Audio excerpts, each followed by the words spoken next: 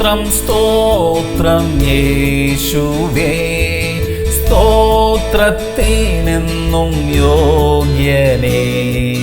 സകല നാവും പാടുന്നു ദൈവം പരിശുദ്ധൻ.